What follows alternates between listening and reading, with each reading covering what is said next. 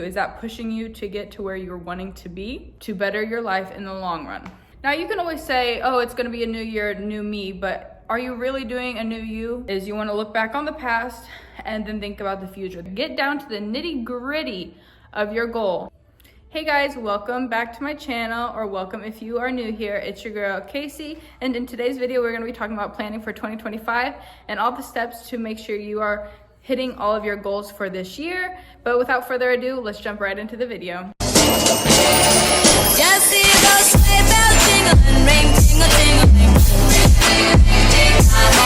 We're going to be explaining how to plan correctly, how to push to achieve our goals, and exactly how I plan and get to my vision board, because there's a bunch of steps and processes to take before you get to the actual vision board that a lot of people like to do. They just like to go onto Pinterest and they like to just create a vision board, which is helpful, yes, but are you looking at that? Are you seeing, this is exactly what I want to do? Is that pushing you to get to where you're wanting to be?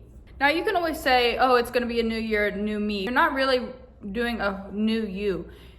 Goal setting, it should be, what's my further outcome that I want out of my life? What are my big goals in life, and how can I get to those goals?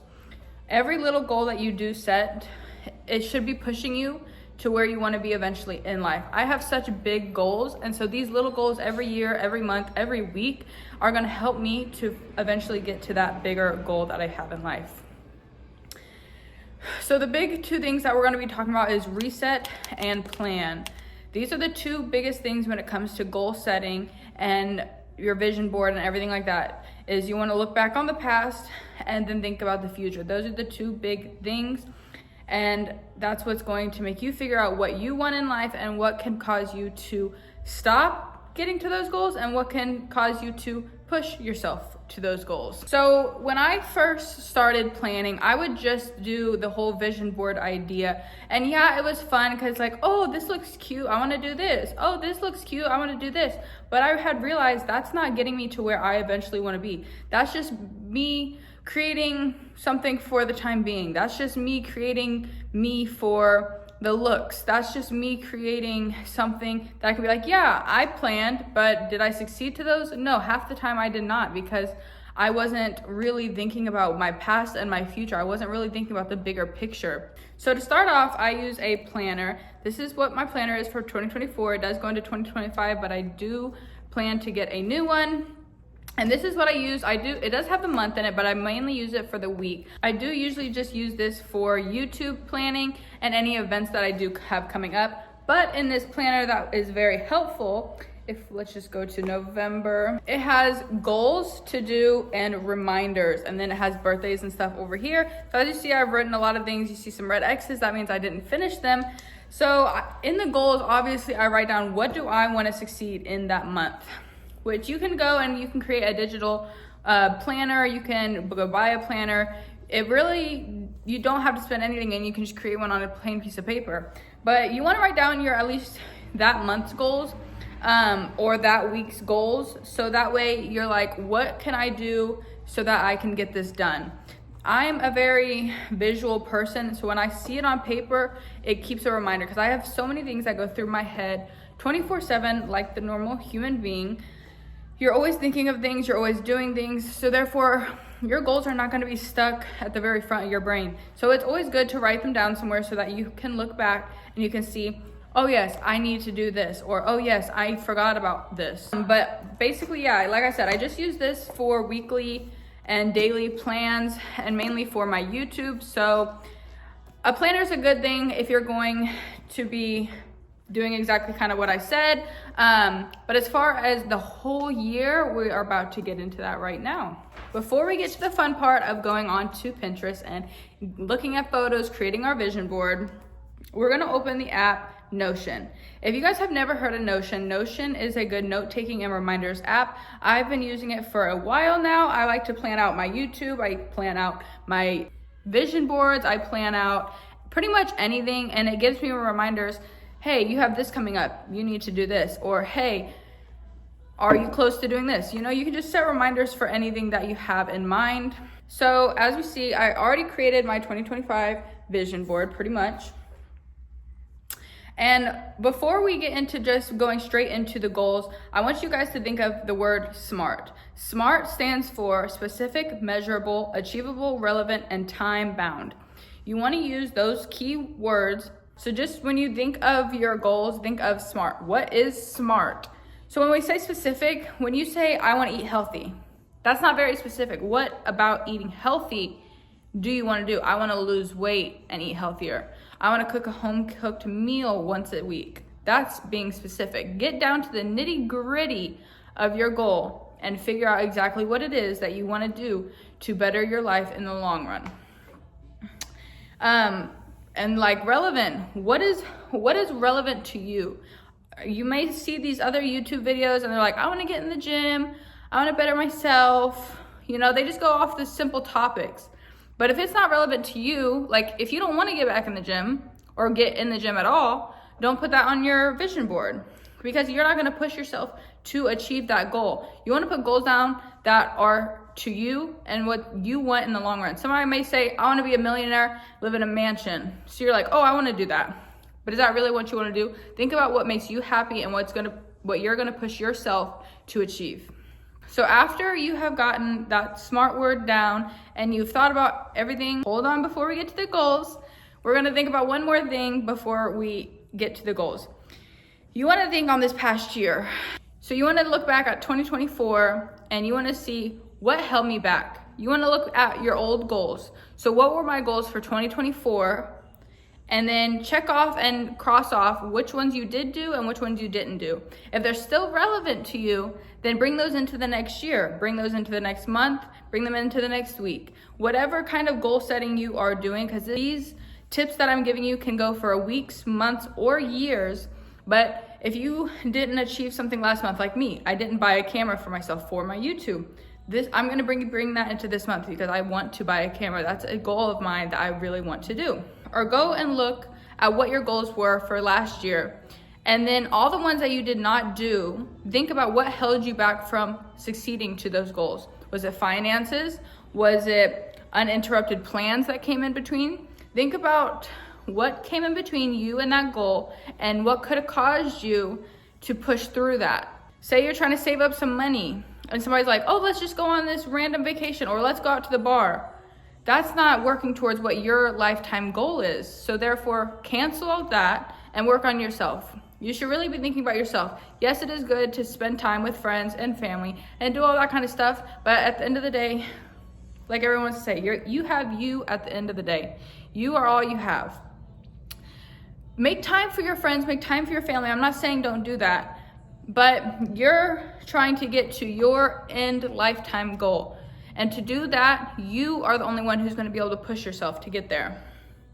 So think about everything that held you back, what stopped you from getting to your goals, and write those down. And then I want you to think of what you're going to do better for this year to push through to those goals. Or some bad habits that cause you not to get to those goals, what can you change to make sure you push yourself to get to those goals?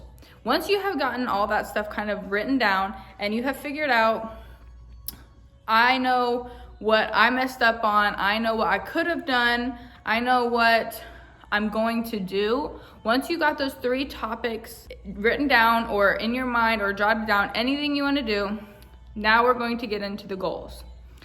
First, you're going to do the goals for life, the bigger picture. Everyone has this bigger picture in their head: buying a home, taking vacations, maybe run your own business, save money, have a certain amount of money by the time you get to a certain age. What are all those goals for the bigger picture? What are all your goals that you would be very happy with and feel completed for at the end of your lifetime or by the time you're 50? Who knows? Whatever your bigger picture is, write those down. Jot those down, because that's what you're going to be planning your yearly goals or monthly goals to help you get to that bigger picture. So once you have your goals for your bigger picture, you want to think of your goals for the year or month if you're doing month. So when it comes for your goals for the year, think of back to that SMART word. What is achievable, what is time bound, and what is relevant? You know, when we say time bound, what is a good measurable time that you can get this done in a year? If you're saying, I want to save 5 million in a year. Now, granted, I don't know what you do for work, but can you get that done in a certain amount of time? Most people probably would say no. So that's not time bound. That's not sticking to the smart word. Now, saying maybe 150,000 in a year, that's manageable. You can do that depending on what your finances are, because you never know what kind of finances are going to come up. You can have your car breaks down on the side of the road. There's 3,000 right there. You never know what's going to happen. So would I say it's a more reasonable thing and more time bound? Yes. But again, you never know what's going to happen. So for goals for life, I'll give you some of mine, for instance, is save money. I'm not going to tell you exactly how much I want to save this year, but save money. That should be a big one for most people. I feel like I've heard most people say they want to save money, because who doesn't want to save money? I want to get my savings back to where it is, get my credit score even higher than what it normally is. I want to get back in the gym. Again, that is one that a lot of people say, but are you really going to push yourself to do that? Me, I will, because before I had my daughter, I was in the gym. I've already started to eat healthy. I'm going to carry the eating healthy on to next year. So that's not really one of my goals. It was one of my goals last month, and I started it this month. So like I said, you can put this for monthly if you would like.